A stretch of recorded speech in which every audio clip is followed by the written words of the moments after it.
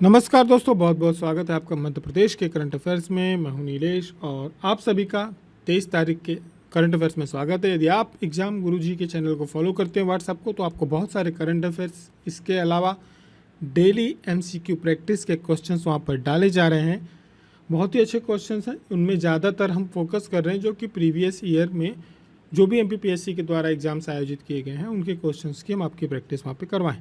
तो आप WhatsApp channel follow कर सकते हैं और इसकी लिंक आपको एग्जाम गुरुजी के व्हाट्सएप नंबर पर भी मिल जाएगी। सारथी का प्रोग्राम है जो चल रहा है, जिसमें 3000 के नोट्स मुख्य परीक्षा के आपको इसके साथ उपलब्ध कराए जा रहे हैं और बहुत ही जल्द नेक्स्ट वीक तक में आपके पास मुख्य परीक्षा के प्रिंटेड नोट्स एग्जाम गुरुजी के सभी पेपर के उपलब्ध रहेंगे। शुरुआत करते हैं अभी हम किसके साथ, क्विक रिवीजन के साथ की जो हमने पिछले सप्ताह देखा था। मध्य प्रदेश शहरी क्षेत्र के कितने प्राथमिक स्वास्थ्य केंद्रों में आयुष सुविधाएं उपलब्ध कराई गई हैं? 328 का।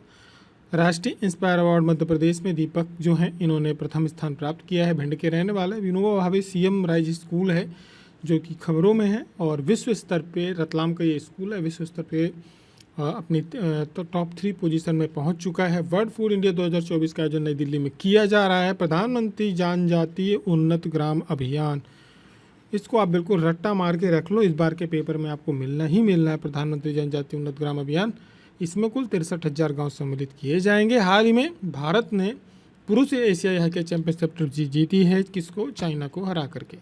शुरुआत करते हैं आज के पहले प्रश्न के साथ कि हाल ही में कौन सा देश कुष्ठ रोग से मुक्त होने वाला पहला देश बना है? दुनिया का पहला देश है वो है जॉर्डन, जो कि कुष्ठ रोग से पूरी तरह से मुक्त हो चुका है और इसको विश्व स्वास्थ्य संगठन के द्वारा भी घोषित किया गया। देखिए, कुष्ठ रोग जो है एक बहुत लंबे समय तक चलने वाली बीमारी है और एक माइक्रोबैक्टीरिया होता है, लेप्री जीवाणु होता है, उसके कारण ऐसा ये होता है। आपने देखे होंगे अक्सर ये धीरे धीरे बढ़ता है और बहुत समय लगता है इसको बढ़ने में, लेकिन ज़्यादातर इसको एक उपेक्षित उष्णकटिबंधीय रोग भी कहा जाता है। और इसका जो नाम है कुष्ठ रोग का, हैंसेन रोग के नाम से भी जाना जाता है, क्योंकि इसकी जो खोज की गई थी वो हैंसेन के द्वारा की गई थी। और आपके जो ये नेजनल म्यूकोसा होते हैं इसको प्रभावित करता है, यानी आपके जो त्वचा होती है, आँख होती, नाक होती, इन सब जगहों पे ये प्रभावित करता है। और इससे देखिए कि ये किसी व्यक्ति के साथ यदि आप हाथ मिलाते हो, गले मिलते हो, भोजन करते हो, बैठते हो, तो आकस्मिक यदि ऐसा कोई संपर्क होता है तो ये रोग उससे नहीं फैलता। तो इन चीज़ों को लेकर के आपको उनके बीच में कोई भेदभाव नहीं रखने चाहिए। और इसके लक्षण क्या है? आपको यदि मांसपेशियाँ कमज़ोर हो रही हैं, पैरों की जो उंगलियां हैं वो छोटी बड़ी हो रही हैं, त्वचा में जलन महसूस हो रही, तो इसके लक्षण कहलाते हैं। लाइलाज बीमारी है। वर्तमान में इसके कुछ उपचार दवाएं सम्मिलित की गई, एक तो डेप्सोन, रिफेक्सिविन और क्लोफाजेमिन, ठीक है। और हॉस्पिटल में आप जाके संपर्क कर सकते हैं, इसकी दवाइयाँ मुफ्त उपलब्ध रहती हैं। जॉर्डन जो है दक्षिण पश्चिम एशिया में एक देश है, ठीक है, और इजराइल से बिल्कुल लगा हुआ है। इधर की तरफ आपको दिख रहा होगा, सऊदी अरबिया, फिलिस्तीन, इराक, इजराइल से लगा हुआ है। और जॉर्डन नदी जो है इजराइल और जॉर्डन के बीच में क्या करती है? सीमा बनाती है। राजधानी इसकी अम्मान है। आपसे पेपर में पूछा जा सकता है हाल में किस राज्य में पुलिकली नृत्य किया गया है? तो ये जो नृत्य है ये केरल में किया गया है और केरल में ये एक वहाँ का पारंपरिक लोक नृत्य है। और इसमें क्या होता है, बाघ के मुखौटे पहन करके इसमें नृत्य किया जाता है। हमारे भारतवर्ष में ज़्यादातर जो नृत्य होते हैं आपको मिलेंगे कुछ विशेष प्रकार की, सभी का संबंध कहीं ना कहीं कृषि से जरूर जुड़ा होता है। तो ठीक उसी प्रकार से इसका भी कृषि से जुड़ा हुआ है। तो वार्षिक फलोत्सव जो होता है, फसलोत्सव होता है ओणम का, उसके समापन के अवसर पर ये किया जाता है। और जो बाघ का ये चित्र बनाया जाता है, बाघों का शिकार करना, इसको बनाया जाता है, ऑयल पेंट का प्रयोग करते हैं। इसकी शुरुआत जो की गई थी वो कोचीन के तत्कालीन महाराजा थे, राजा वर्मन सक्तन तंपुरन, इनके द्वारा लगभग 200 वर्ष पूर्व इसकी शुरुआत की गई थी। सभी लोग इसमें भाग लेते हैं और इसको याद करके रखना है। राष्ट्रीय खनिज विकास निगम की स्थापना कब की गई थी? 1960 में की गई थी। लेकिन खबरों में क्यों है? खबरों में इसलिए है क्योंकि अभी क्या हुआ है कि जो राष्ट्रीय खनिज विकास निगम है इसको राजभाषा कीर्ति पुरस्कार दिया गया है। और ये जो है देखिए, राष्ट्रीय खनिज विकास निगम हमारे यहाँ का जो इस्पात मंत्रालय होता है उसके अंतर्गत नवरत्नों की श्रेणी में आता है और हमारे देश का सबसे बड़ा लौह अयस्क उत्पादक 19 इसकी जो मुख्यालय है इसका हैदराबाद में है। अभी इसको हाल ही में राजभाषा का कीर्ति पुरस्कार दिया गया है। और राजभाषा कीर्ति पुरस्कार की बात करी जाए तो देखिए 2015-16 से इसकी शुरुआत हुई थी। गृह मंत्रालय के अंदर में दिया जाता है, जो भी हिंदी विभाग होता है वो उसी के अंदर में आता है, हमारे देश के गृह मंत्रालय के अंतर्गत में, ठीक है।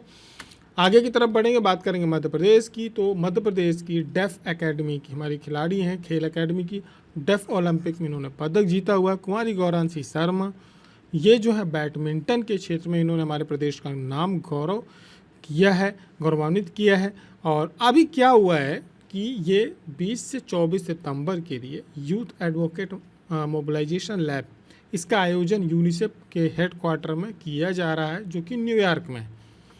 वहाँ की जनरल असेंबली में सम्मिलित होने के लिए गई हुई हैं और हमारे प्रदेश की बैडमिंटन खिलाड़ी हैं, देश की पहली डीफ खिलाड़ी हैं जिनको यूनिसेफ ने यूनिसेफ का ब्रांड एम्बेसडर बनाया था। और उसके यूनिसेफ के हेडक्वार्टर में आमंत्रित की जाने वाली देश की एकमात्र खिलाड़ी हैं गौरांशी शर्मा। ये हमारे प्रदेश के लिए बहुत गर्व की बात है। और ये वहाँ पर जा कर के जो बच्चे हैं, युवा हैं, उनको एक प्रकार से आप ये बोलिए उनको मदद करेंगे, जीवन को किस प्रकार से आगे बढ़ाना है, किसी प्रकार की विषमताओं के बावजूद आप आगे कैसे बढ़ सकते हैं। तो गौरांशी शर्मा ने उनका भी बहुत ही कम उम्र की हैं, 2 स्वर्ण 3 कांस्य पदक 5 पदक राष्ट्रीय स्तर पर 11 पदक जीत चुकी हैं। अभी लगातार ये खेल रही हैं, आशा है आगे भी बहुत सारे पदक हमारे प्रदेश के लिए और देश के लिए लेकर के आएंगी। मध्य प्रदेश की एक खबर जो कई दिनों से चल रही थी वो थी जस्टिस सुरेश कुमार कैद की। मध्य प्रदेश के हाई कोर्ट के ये अगले चीफ जस्टिस होंगे। हमने आपको करंट अफेयर में नहीं बताया था, उसका एक रीज़न ये था, इसकी जो एक तरह से आप ये कहिए कि जो फॉर्मेलिटी होती है भारत के संविधान के आर्टिकल नंबर 217 खंड 1 के तहत राष्ट्रपति की जो अनुमति होती है वो नहीं मिली थी, ठीक है। और कॉलेजियम जो है उन्होंने इनका रिकमेंडेशन कर दिया था, लेकिन जारी नहीं की गई थी, न्यूज़पेपरों में आ चुकी थी। तो अभी हमारे देश के जो राष्ट्रपति हैं उन्होंने दिल्ली उच्च न्यायालय के जो वर्तमान न्यायाधीश है सुरेश कुमार कैत, इनको मध्य प्रदेश का उच्च न्यायालय का मुख्य न्यायाधीश नियुक्त किया है। राष्ट्रपति के द्वारा इसका आदेश जारी कर दिया गया है।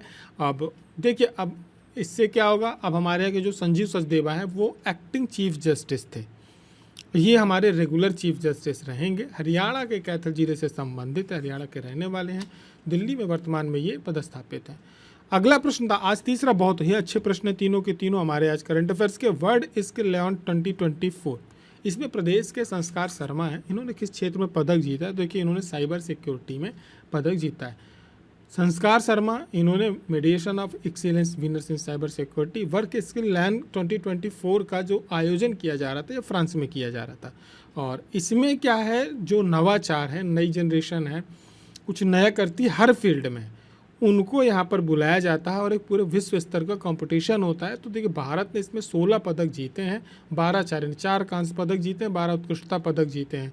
तो इसमें हर फील्ड में अलग अलग, चाहे वह आपका मैनेजमेंट हो, वो आपका फूड हो, और आपका चाहे वो एनर्जी का क्षेत्र हो, साइबर सिक्योरिटी, यानी सब कुछ सारे फील्ड्स में नए स्टूडेंट्स को बुलाया गया था, नए लोगों को, और कुछ नवाचार करने का वहाँ पे एक कंपटीशन होता है। तो टीम इंडिया ने यहाँ पे एक अच्छा प्रदर्शन किया, हालांकि चाइना हमसे बहुत आगे रहा है, लेकिन 70 से अधिक देशों के बीच में 1500 खिलाड़ियों के बीच में अपने आप को प्रदर्शित करना और पदक लेकर के आना अपने आप में एक बड़ी बात हो जाती है। एक तरह का ये ओलंपिक ही होता है। तो वहाँ पे मध्य प्रदेश के हमारे गौरव करने वाली बात है, क्योंकि मध्य प्रदेश के जो खिलाड़ी हैं इन्होंने वहाँ पर पदक जीता है। किसने? संस्कार शर्मा ने, और इन्होंने साइबर सिक्योरिटी के क्षेत्र में जीता है। आगे की तरफ, यदि आपको मध्य प्रदेश के जो MPPSC का मुख्य सिलेबस है, उद्यमिता प्रबंधन और समाजशास्त्र की तैयारी करनी है, तो एग्जाम गुरुजी के प्लेटफॉर्म पे आपको ये वीडियो कोर्स उपलब्ध है, आप इसको परचेज कर सकते हैं, लगातार वीडियोस देख सकते हैं। बहुत ही जल्द मुख्य परीक्षा का कोर्स भी लॉन्च किया जाने वाला है, जो कि लगभग कंप्लीट हो चुका है। और हमारी और आपकी मुलाकात अगले करंट अफेयर्स में होगी, तब तक के लिए अपना ध्यान रखें, करंट अफेयर्स को जरूर शेयर करें। जय हिंद, जय भारत। PDF डाउनलोड करना नहीं भूलें टेलीग्राम